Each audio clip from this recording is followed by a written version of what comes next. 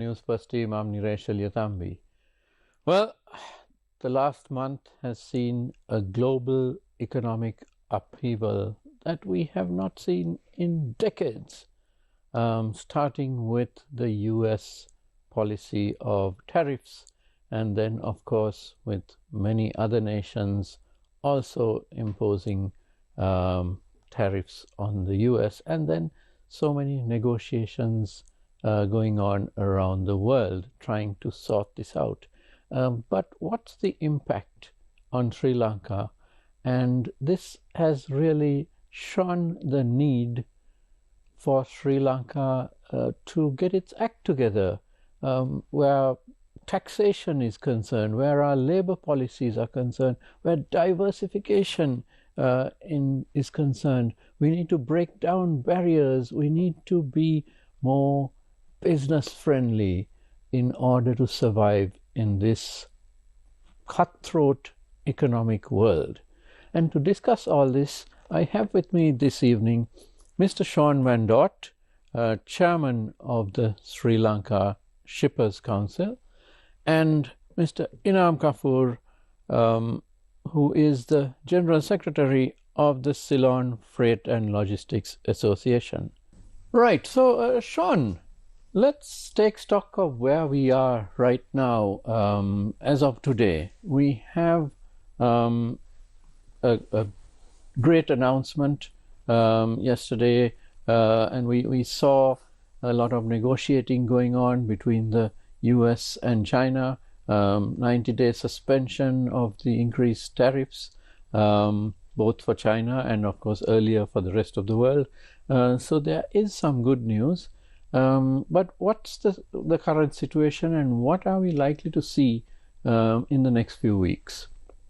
For Sri Lanka per se, I think my personal opinion is we are dragging our feet. I think there was one meeting with the US trade, our teams went there, and the feedback coming out from that team was that it was a very cordial meeting and they were happy that we had gone and presented our case to them. But there's nothing concrete coming out, and I don't think immediately there'll be any concrete decisions taken at this place. But I think we have to be very much more proactive in to try and securing our position with the US.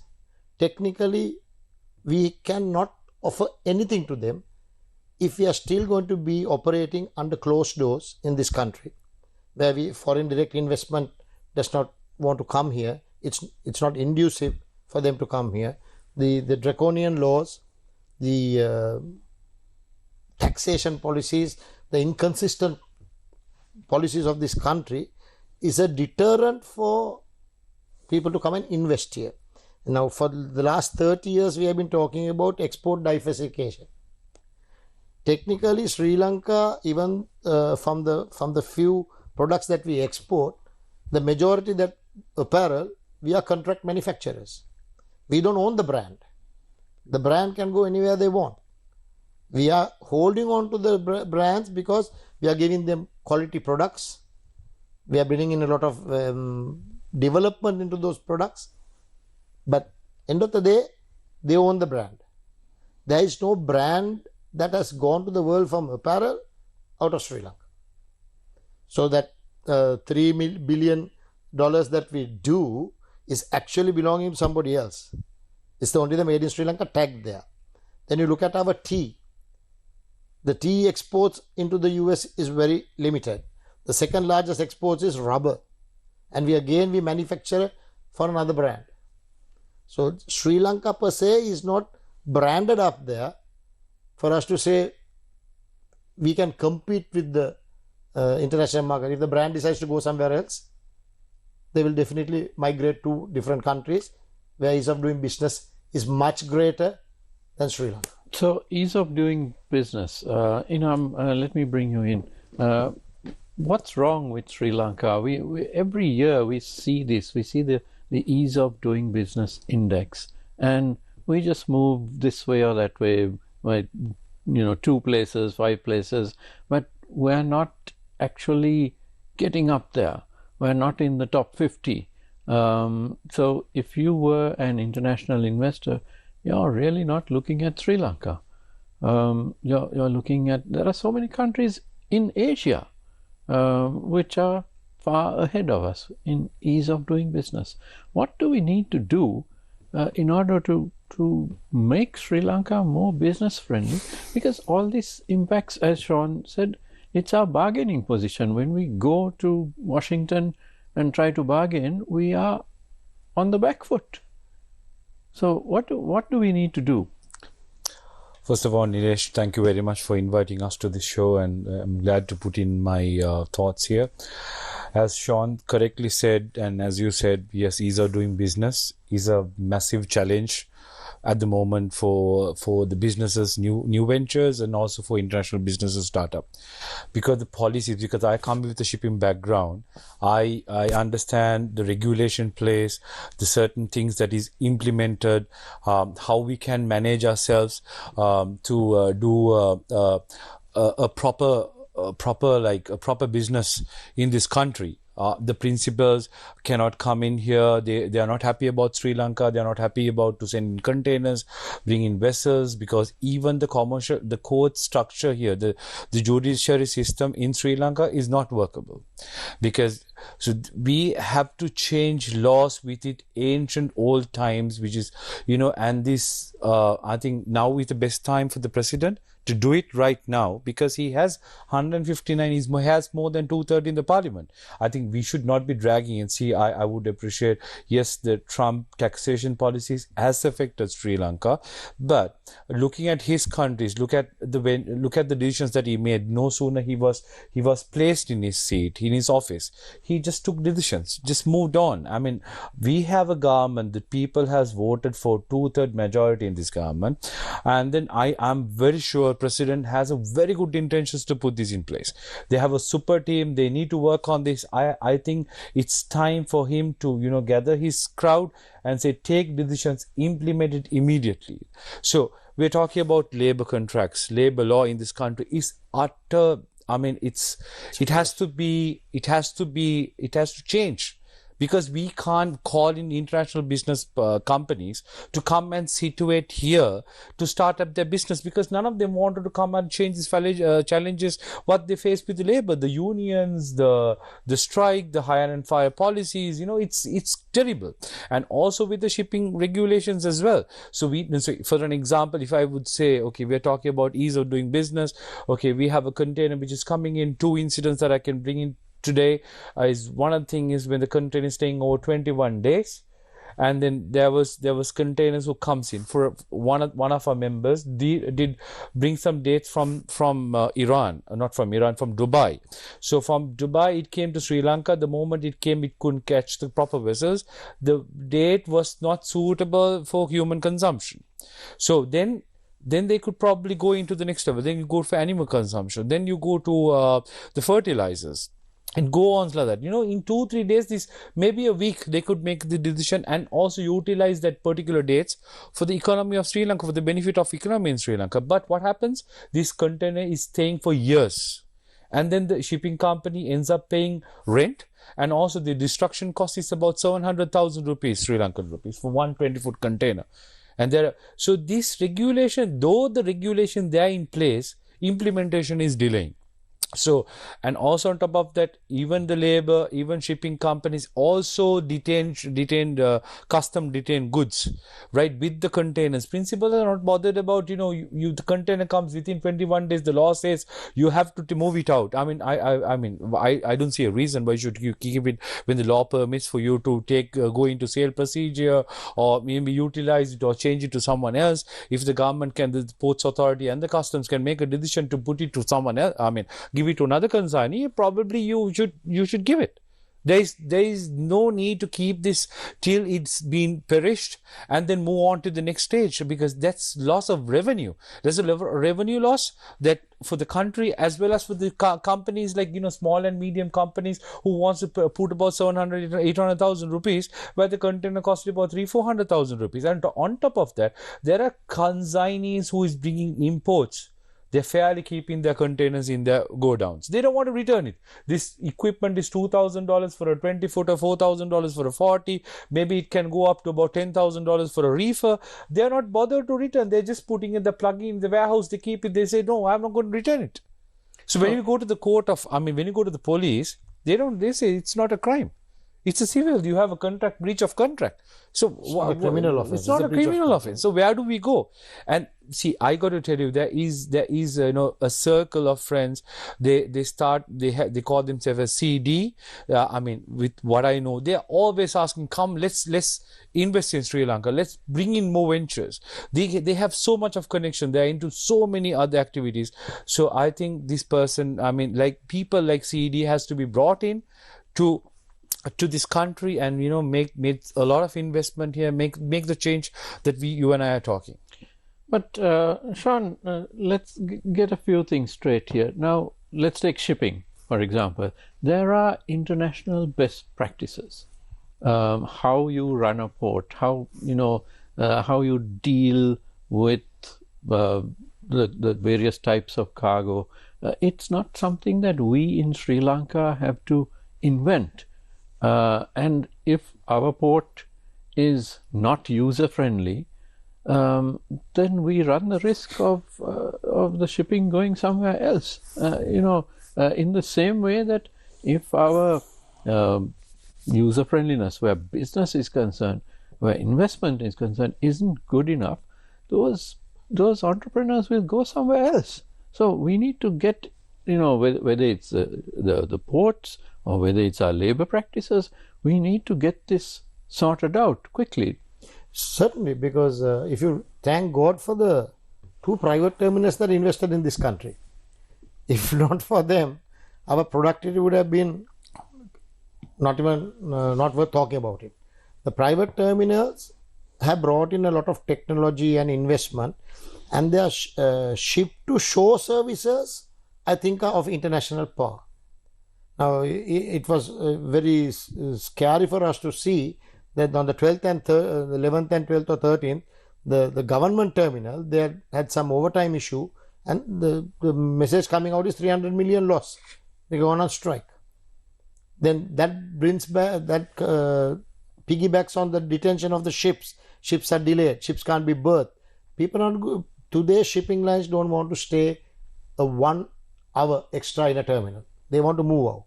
Then the other side of the coin is we develop the ship-to-shore facilities. Shore-to-shore facilities are so cumbersome, so delayed, so draconian, and that is because we have so many regulations in this country. Now, people always blame the Sri Lanka customs for the delays. Last year, just before the elections, a gazette was published where 53 items needed 100% bank guarantees if the SLSI was going to release them. These small timers can't give 100% bank. Bank won't give them the facilities just for a loan. How can a small SME sector take 100% bank guarantee for the products that they're bringing? They're bringing 10 to 15 containers of wall tiles or whatever it is, right? With SLSI requirements, SLSI keeps those containers on trailers and then pull out samples. By the time it comes out, it's 14 days. If it's a public and bank holiday or whatever, then another additional days. So all this demurrage, finally, the shipping lines don't want the biggest assets is their ships and their containers. Not having big office, the biggest asset is that. Logistics is rolling, then it makes money. But with all these delays, they don't want to even give containers. They are refusing to give containers to come to Sri Lanka, saying that it takes at least 45 days for a container to return, like Iman said, from the consignee, probably the governmental regulations, then the consignee plays around with it, because the laws are not strong enough to prosecute them even. Like what he said. Now, we know people who use containers as their storage, temporary storage. They prefer to pay the demurrage and finally not return the content. So who wants to come here?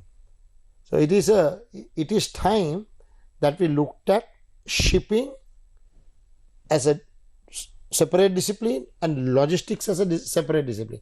Everybody likes to do shipping and logistics together. It's connected, but I think it's a different discipline, two different disciplines. And if we don't tighten the laws and make ease of doing business for these operations, we are going to fall on our faces again.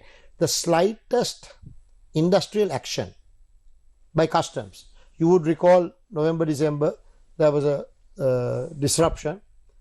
They couldn't even move transshipment containers from one terminal to another, inter-terminal trucking, because the whole port was saturated with import cargo.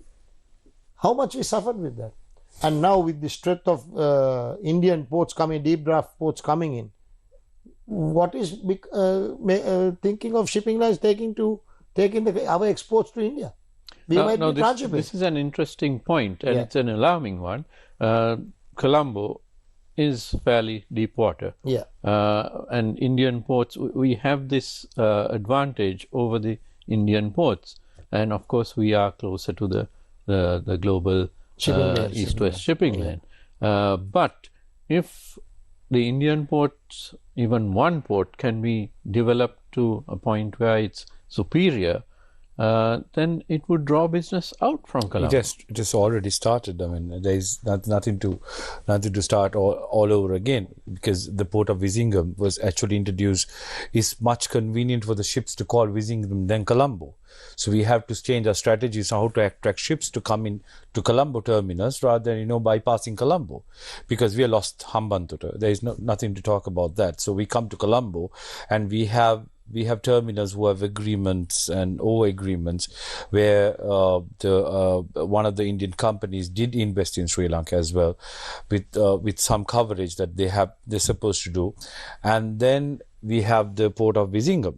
So when strikes and that sort of nature, cumbersome policy, the rates, which is not going to be favorable for the shipping companies, and then we're going to be all over, because they already started contracting with big shipping lines. So I would say, as my association stand always, be working with the terminals. The ports are working with the private companies, which also have to be avoided for some extent, and start looking at terminals to be given to shipping companies, where they would come and they will see as their own. They come and they start discharging, loading with their own terminals rather than going to another terminal, which will not bring in them any benefits. So the change of marketing practices, commercial practices has to be changed so that you attract more ships coming into Sri Lanka. So that would definitely help the exporters, because Sri Lanka is a more import-oriented country, and then the export percentage is a little less. But then people who like Sean's membership would love to have low rates to be competitive with the market. Like when you go to US or Europe or the Far East or Asia, they can be more competitive in their pricing when the shipping rates are much lesser. What happens if the ships don't come in to Sri Lanka? When the ships don't come in, the containers don't come in, the equation with the import and export is going to be all over. The moment we have more export than imports, what is going to happen is the rates going to shoot up to about maybe about 400-500%. So we have to be very, very watchful how the international markets work. What if Vizhinjam is going to do shuttle services with some other countries? Now we have a great opportunity with this India, Pakistan. Not that I'm trying to say I would encourage a war, but then there is an opportunity where we have agreements between Pakistan, the government, and also the Indian government with ISAFTA and different trade agreements.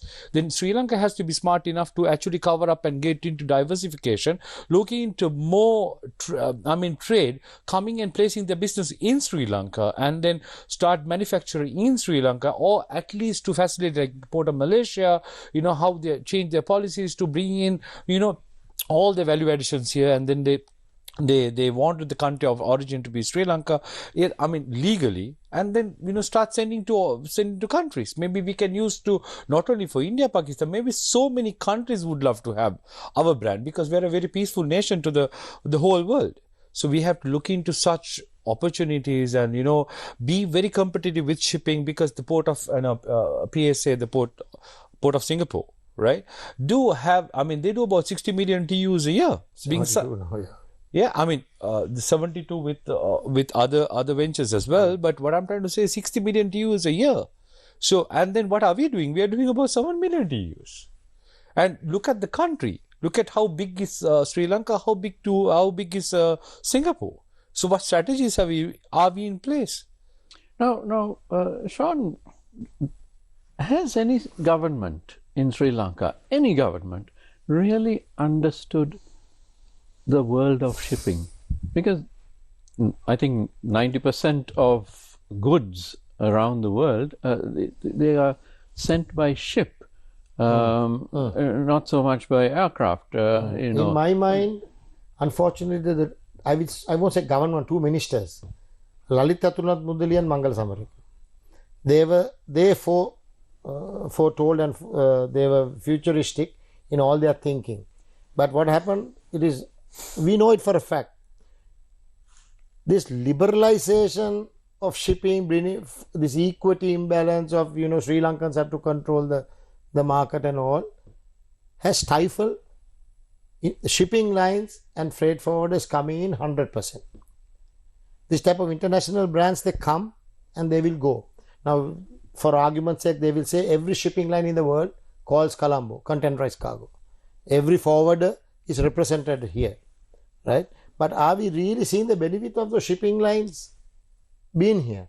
Because like Imam said, if Maersk was, I'm going to throw a name out, when Maersk was interested in operating a terminal, if he had captured that opportunity, Maersk would have brought in volumes and they were committed to this place.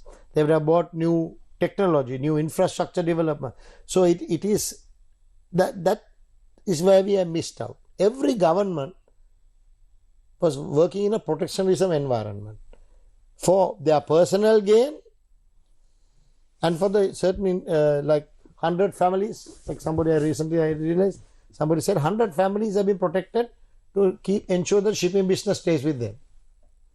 We have to move on. This is the ports are developed with whose money? The loans that we take are paid by the general public, not these individuals. So that has been a stumbling block right throughout. You would recall logistics was opened up. That is how Sagawa came into this country. $85 million investments or $150 million investments, and what happened? With the battering of eyelid, after that the gazette was rescinded. Logistics operators have to come with a equity imbalance. They are the owners of the business, but they have to go through a Sri Lankan company who takes the maximum out of them. So this word liberalization is a dirty word for many of them. I mean, I know we had fallen into trouble with so many propagating liberalization, but end of the day, now look at where we are today. Look at India. Every country that closed their doors have not developed. Every country that has opened their economies are surging forward at a rapid pace. So this is where I see, and I don't think the present government, they're trying their best, they're firefighting right now in the port to sort out things. But we need a visionary there who has international connections and who can take this to the next level. Location is now, the girl is old. That beautiful lady on the beach is old now. Now it's the value additions and the efficiencies that we'll have to market. And I must mind you, our tariffs are the highest in this part of the world. Now let's get to the tariffs in detail. Yeah. But first we need to take a short commercial break. We are in conversation with Sean van Dort and Inam Caffoor. We'll be right back, so don't go away.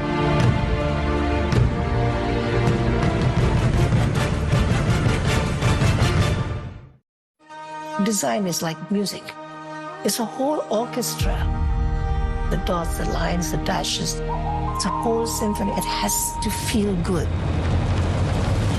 Come on a fantastic discovery of design as Anthony Burke meets designers from Mumbai to Yogyakarta, showcasing groundbreaking works. This is me, this is my creation, this is my life.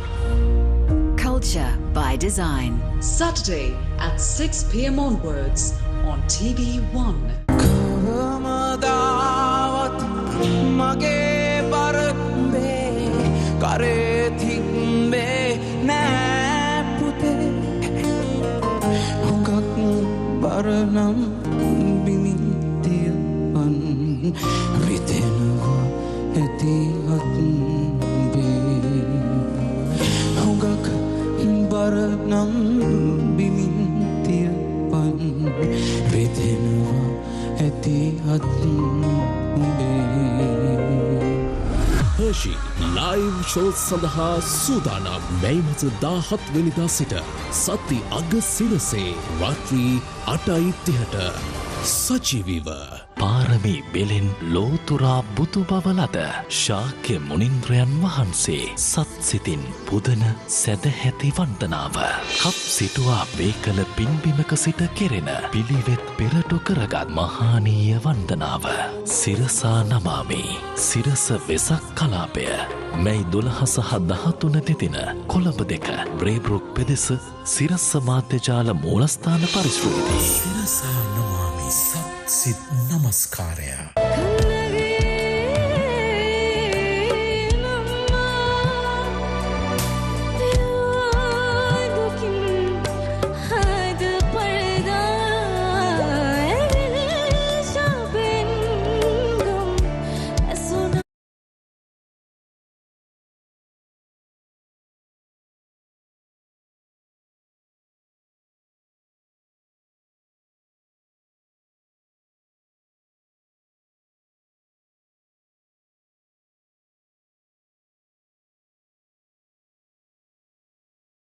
or if you have not performed, and if you do not perform, this is a protest vote we are going to place, and that signal, that protest vote will go down very well because the government will know that their popularity is coming down and they will have to arrest him.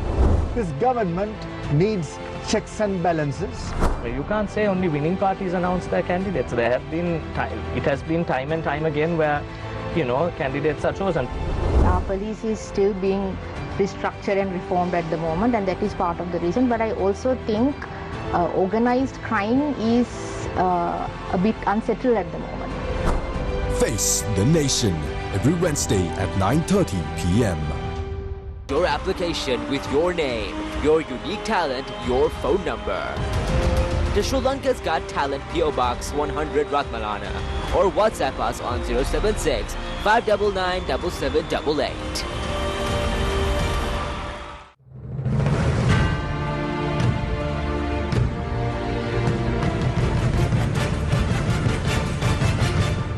Welcome back to Face to Face. I am in conversation with Sean Van Dort and Inam Caffoor, and we're discussing the importance of shipping and the importance of our ports when it comes to keeping us competitive and increasing our competitiveness and our attractiveness for investment. Now, Sean, let me ask you about Singapore. And many governments in Sri Lanka, many presidents have said, we want to become like Singapore, when actually Singapore many decades ago wanted to become like Sri Lanka. Right. But what has Singapore done which drove them forward to this point? And it very much revolves around their port, doesn't it? Because they took their location, and we've got our location, so two great locations, but they embarked on a policy where their ports and shipping are concerned, which drove that country forward. Whereas, as you said, we just kept talking about our location and didn't do a lot about it. So what is it that Singapore did which worked? I would say they first eradicated corruption. I recall a visit to Singapore, the Singapore Customs said we had very corrupt customs officers. One day, the Prime Minister himself took a decision, increased their salaries, told them that if you get caught in corruption in the future, you will be named and shamed and your family wealth, everything will be confiscated. So that is the biggest bottleneck we have here. Corruption from the private sector and the government sector. Now, I'm confident that the present shipping minister, who is coming out very robustly saying that he wants to eradicate corruption, I think we might have a chance there. But I honestly think we have missed the bus. By now, because these investments that shipping lines make in ports, be it digitalization, be it AI, all is already heavily embedded now. With this, to remove it and come and plug here, the environment is not lucrative at the moment. Also, Singapore not only developed their port, don't forget their airport. Port and airport go hand in glove. You have to develop those two logistics hubs to ensure that we get the international shipping. International shipping today is not purely ships, it's aircraft as well. We are estimated to get 10.8 million passengers. That means there is ample bellies that are coming, the aircraft bellies, that we could utilize to get our merchandise faster into the world. There's a lot of merchandise that goes by air freight as well. But the draconian monopoly that is there, the ground handling, is all tied up with Sri Lanka. So they have no competition. No competition means no efficiencies. We have been talking of digitalization for the last 30 years. We still have to submit documents manually to airport authorities. System, they are talking about systems. But the irony is that every time a government changes, each government shuns the previous government's work and tries to reinvent the wheel again. There is no consistency of policies. If you watch COPA, the fiasco in the airports, it's a disgrace. And I recently read an article the Japanese ambassador or somebody has written, I'm ashamed to call myself a Sri Lankan. Because there's so much of corruption. He has openly said corruption is the biggest problem in this country. And corruption is the root that binds all of us together. We are a part of this. We also are a part of this. If you are willing to pay 20 rupees to somebody at the airport to get your work done, or at the port 100 rupees or 200 rupees or 500 rupees, today it has gone up to 1000 rupees. If you are happy with that, then what are we going to do? The country, corruption is so deep entrenched in our blood, in our DNA. In Sinhala, but the very companies who come and shout that they are clean, they are outsourcing the dirty work to some other person, but they look clean. So if we don't bring, I'm happy that due to the IMF, the new anti-corruption laws have come in, bribery and corruption.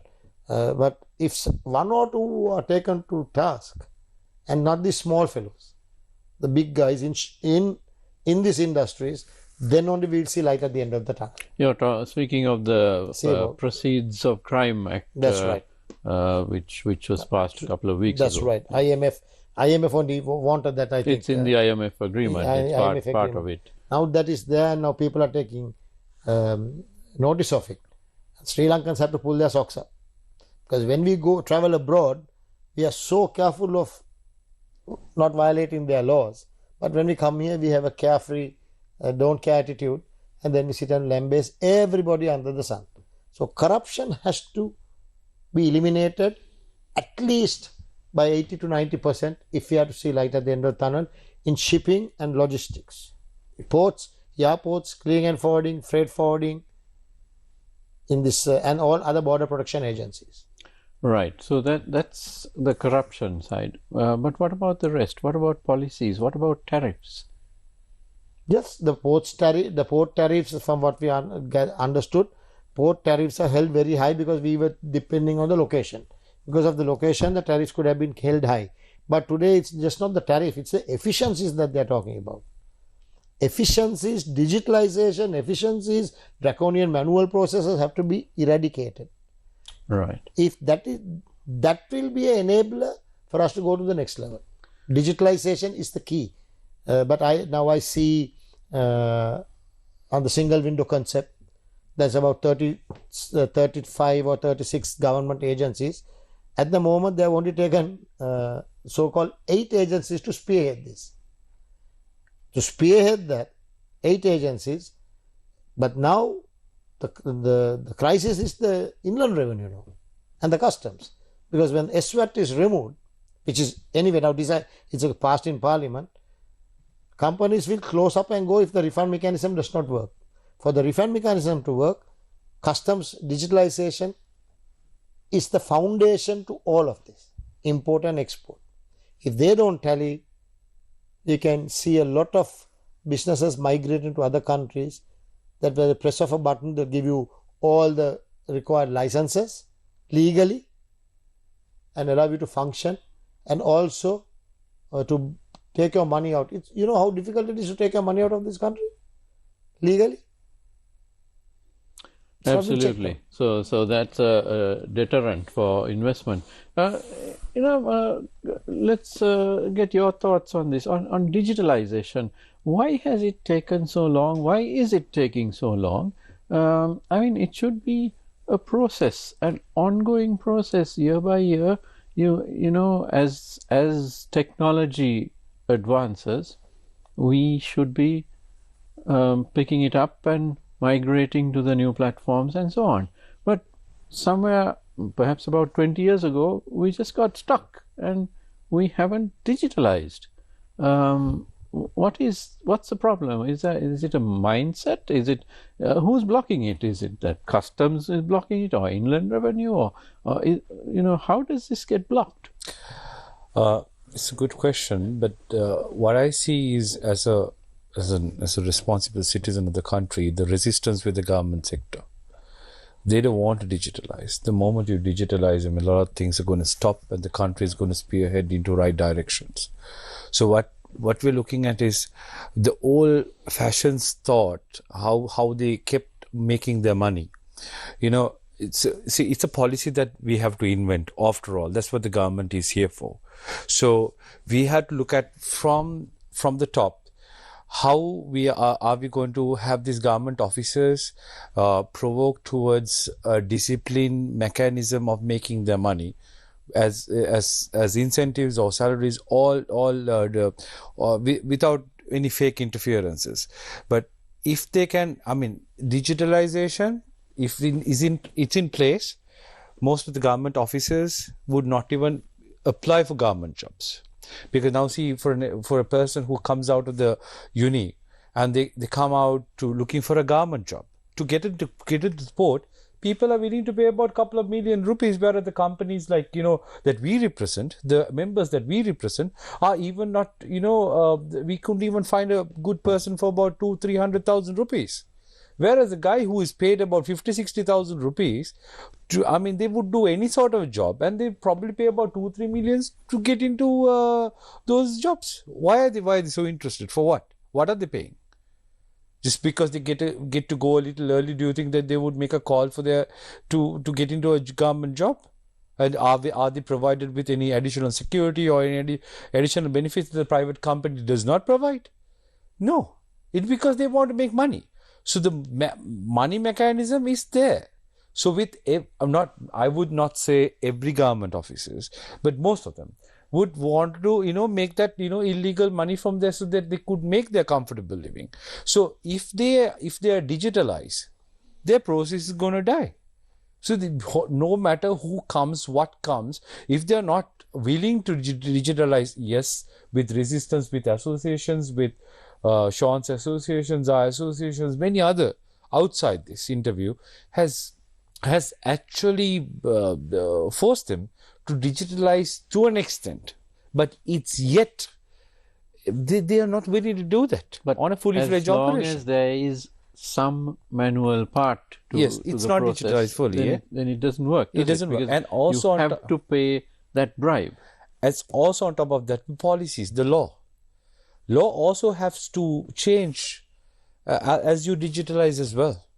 So when we go for meetings, we've been told, okay, we can't digitalize because this act number, this says this gazette doesn't apply, this has to change, so therefore this, when are we going to do that? Yeah, but every country does it. But it doesn't happen. It was a WTO requirement. Yeah, these are requirements. These WTO requirements. Digitalization had a traction, but it is the political will that is lacking.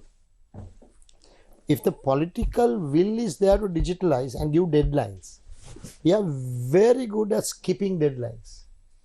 Even the WTO deadlines we have skipped. When WTO officers come, they don't speak to us.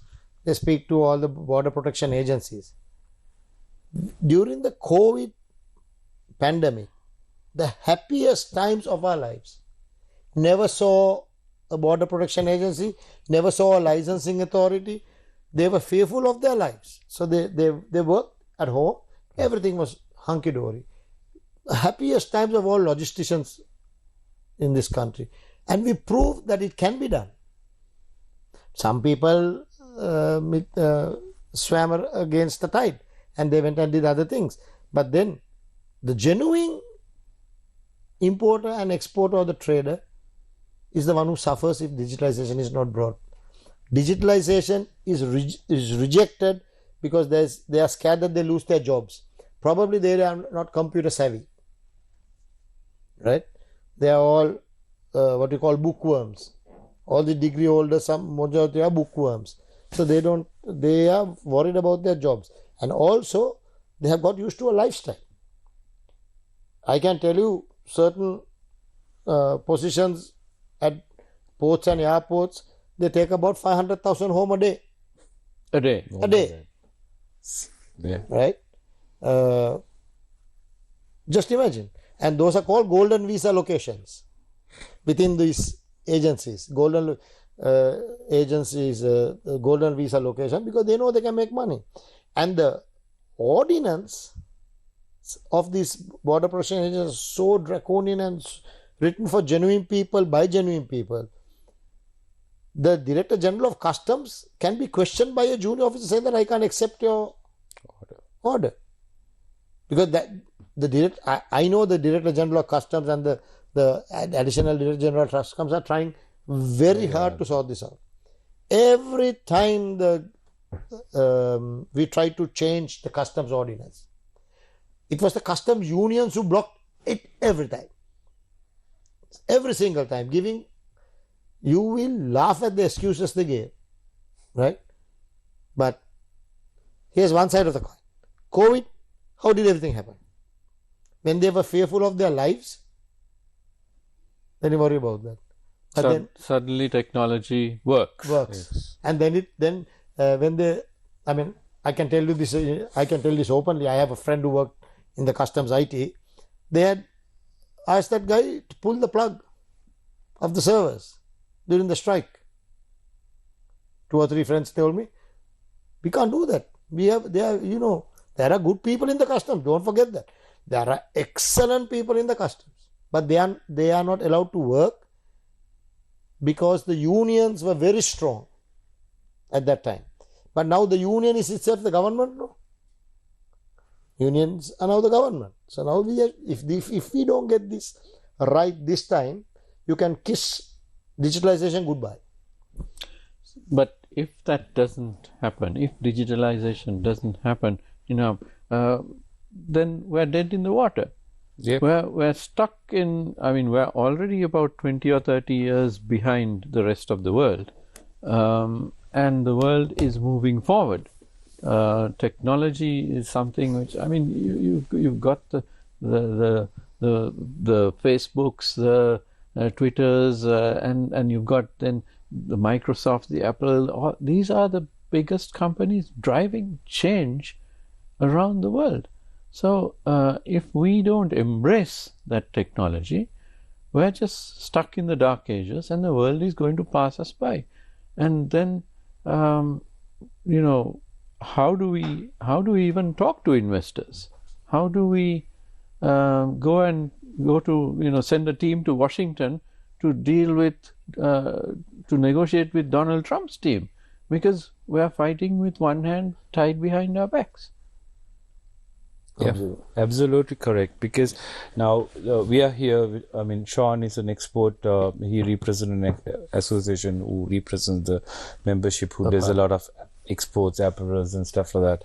And we represent the shipping companies, the freight forwarders, consolidators. And then, see, these are bigger economies that we can actually contribute to Sri Lanka. There are even equally bigger economies or markets in Sri Lanka, like the agriculture, like, like a lot of things like that are suffering because of no digitalization process. There are many companies, when you go interior of Sri Lanka, there are lands worth acres lands, just they have fenced it and they just kept it there. Nothing's happened. Okay, these so and so, Mr. ABC, that's DEF, there's GEH, what's where? Those properties are given to cultivate, to start agri. We can't start agri. We have problems with labor, the process, the people, the authorities, especially not bothered at all. They've been, the government has implemented policies. For an example, the fertilizer policies are to be given to certain people and the farmers to actually fertilize their crops. But that doesn't come in. The guy who is in charge, he probably, sell it or give it to someone else, and then who his favorites are. So the people are not being, they're not being benefited with those. So when we are digitalized, these things will not happen.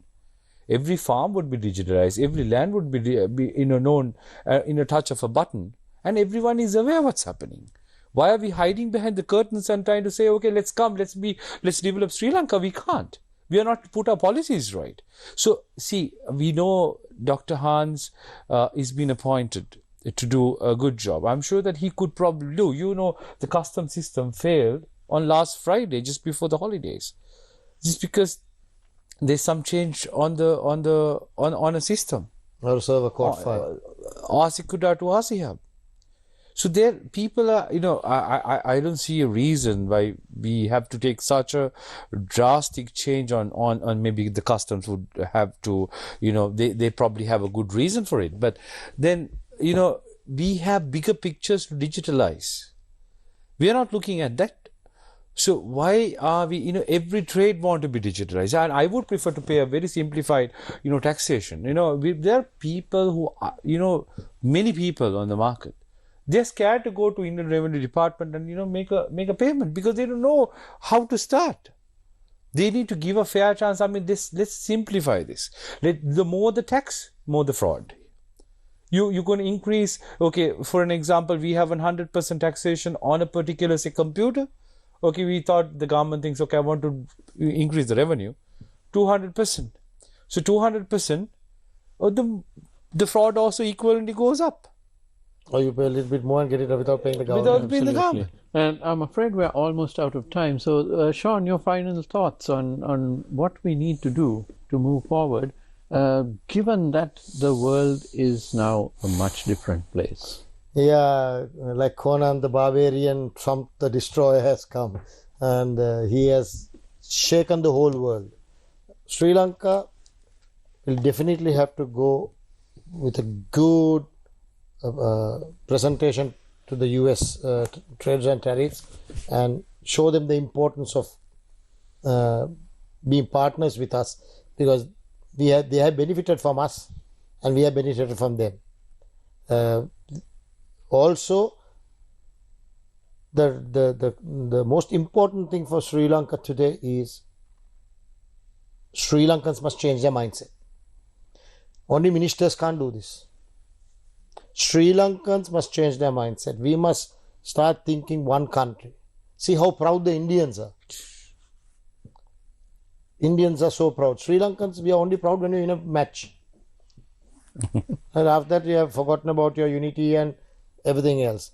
I would urge, let's rally around this. It's whether you are from any political party, this government is for 5 years. If we don't rally around this government and do our best to help our own selves, we'll be left behind. Very soon probably might be a satellite state of India, the way things are going. Inam, your final thoughts? Yeah, we've been to many interviews and, we have voiced the opinion. So as MTV, is one of the very, a bigger media in our national televisions. So we also would prefer if we can make a dialogue. I mean, this message goes across to the government, and then, our time he spent here, your time, the program time, all is been, we made available. So that they could actually, hear our message, and then they probably can, rectify these matters and, start working on the process. My message is to them is we are ready to work. Every association is ready to work with the government, hand to hand. And then we will give you the fullest support to put this country right. Thank you very much, gentlemen.